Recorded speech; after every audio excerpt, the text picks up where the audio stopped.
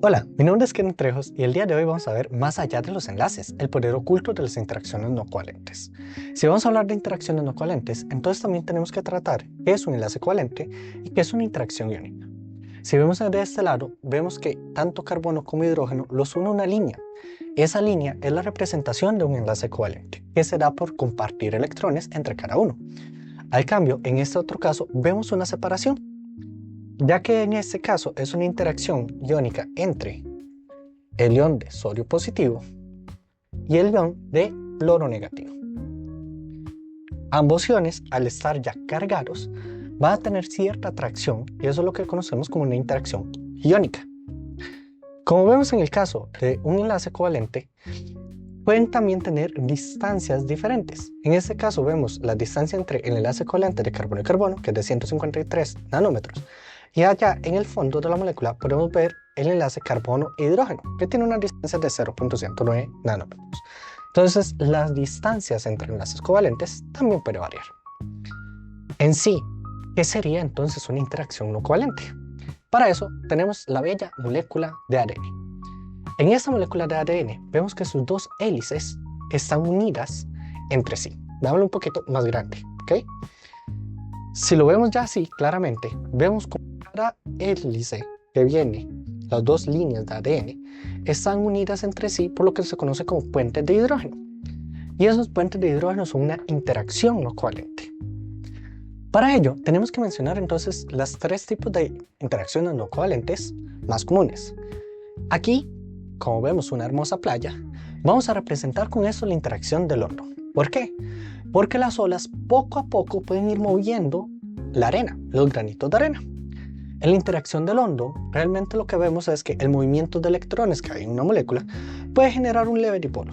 Y al generarse ese leve dipolo, entonces van a sentir atracciones no covalentes, una interacción no covalente.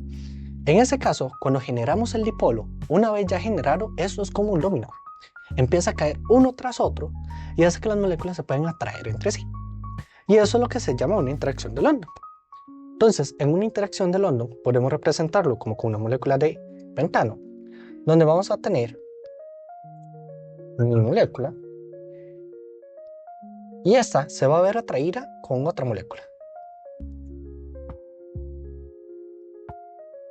¿Okay? También, si es muy larga, podría ser sobre ella misma, sin ningún problema. Entonces, si hacemos la misma comparación que estábamos con las olas, vamos a ver que, aunque London es también una interacción que puede ser momentánea, es una interacción no covalente, muchas olitas pequeñas que se generan pueden mover grandes montañas de arena. Entonces, entre más grande va a ser mi cadena, por ejemplo en macromoléculas o cadenas más grandes de átomos, vamos a ver que esta interacción de London adquiere más fuerza y va a ser una atracción aún mayor. ¿Okay? Después de London, lo que tenemos son las interacciones de dipolo-dipolo.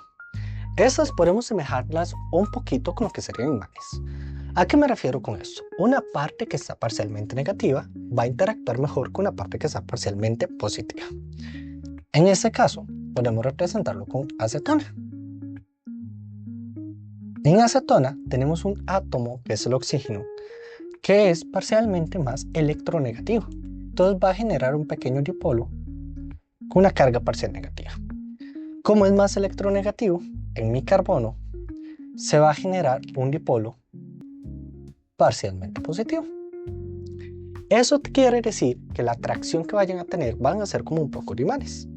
Si ya lo vemos un poco más grande, entonces podemos decir que en una fiesta de moléculas con dipolos siempre van a buscar alinearse con aquellas que tengan un dipolo opuesto. ¿A qué me refiero con esto? Que si representamos acetona, entre otras, van a buscar alinearse a aquellos que son más negativos, con el caso del oxígeno, con aquellos que son más positivos, quiere decir con otro carbono. Y así sucesivamente entre cada una de ellas. Eso podríamos representarlo aún con muchas más moléculas. Entonces podríamos dibujar otra acetona aquí arriba. ¿Sí? Entonces si vemos, cada dipolo parcial que se genera positivo y negativo se va a ir atrayendo entre los opuestos. Negativo con positivo, negativo con positivo. Y así sucesivamente. Y así también la última interacción que vamos a ver en esta introducción son los puentes de hidrógeno. La analogía que vamos a hacer con un puente de hidrógeno es parecida a un remolque. ¿Por qué?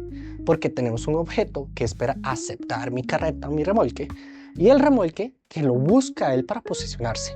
¿Okay? Y así son los puentes de hidrógeno. En los puentes de hidrógeno tenemos aquel que va a ser un donador de un puente de hidrógeno y aquel otro que va a ser un aceptor. ¿Sí?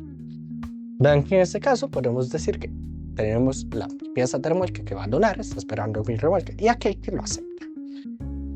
Entonces, por ejemplo, vamos a decir que en un remolque no está atornillado a su carreta, pero el enganche es fuerte y se mantiene. Y además que ese enganche es flexible. ¿Por qué? Porque si vemos, por ejemplo, una molécula de agua, vamos a decir que esta molécula de agua va a poder donar cualquiera de sus hidrógenos, porque tenemos un átomo que es más electronegativo, donde están unidos esos hidrógenos. Entonces aquí tenemos mi donador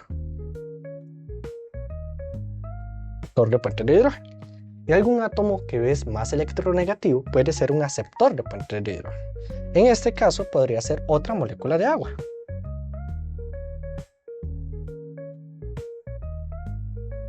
¿Sí? Donde para este caso vamos a decir que mi oxígeno es el aceptor.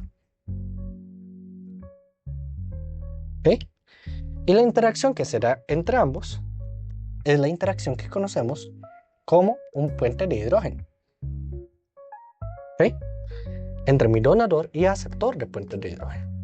Y si vemos, aunque van a tener una linealidad perfecta para poder generar ese puente de hidrógeno, también va a ser un poco flexible, así como es flexible andar una carreta en carretera. Así que con puente de hidrógeno terminamos la introducción de nuestras tres interacciones no covalentes que vamos a estudiar. Entonces vean que tendremos lo que es London, dipolo-dipolo y puente de hidrógeno. Esperemos ver en una segunda parte un poco más avanzado cada una de estas tres.